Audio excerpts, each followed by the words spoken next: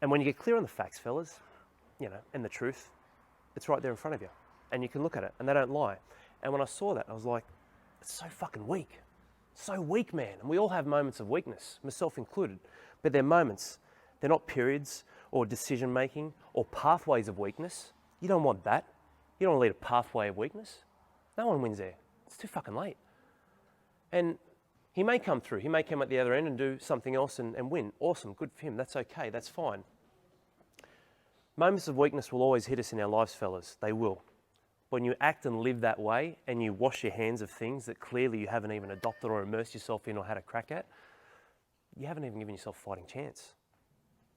Again, moments, we can all have those. And these are things that you will absolutely get in life. You'll get tough times, situations where you don't have any control. You'll get losses. But am I losing this battle to win the war? These are better questions. These are things you can ask yourself that you can reflect on. You'll absolutely get surprised when it comes to fatherhood, that's for sure. It's like I found out about the bed sleeping arrangements now and the pecking order. It goes Lillian. Isn't it funny we say the smallest creatures control the household? Lillian, then Stella, then Corinne. We've got 2 dogs.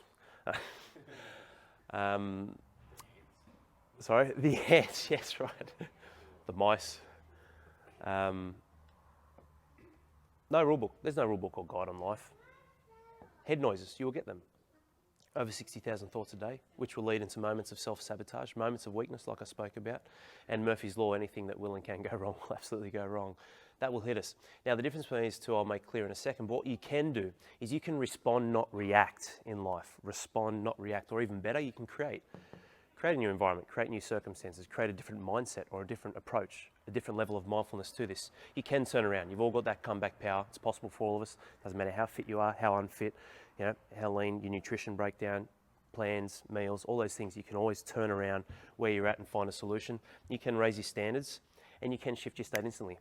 I remember when we got trained by some SAS soldiers when we were with the Dragons. It was Nowra, I think, Nowra down south, and they were flogging us and pumping us. And the first hour, I think we'd done over 600 burpees and all other things.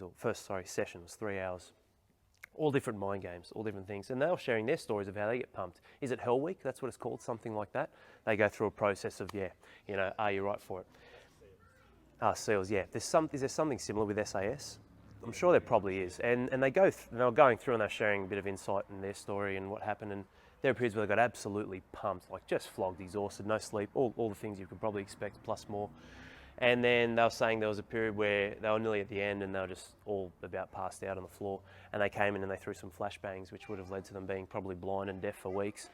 And it was amazing. They shifted their state immediately, got up and sprinted away, And that's something that I don't want to experience you guys with. So don't worry when we're training, there's no flashbangs. I mean, that sort of stuff. But it's absolutely possible.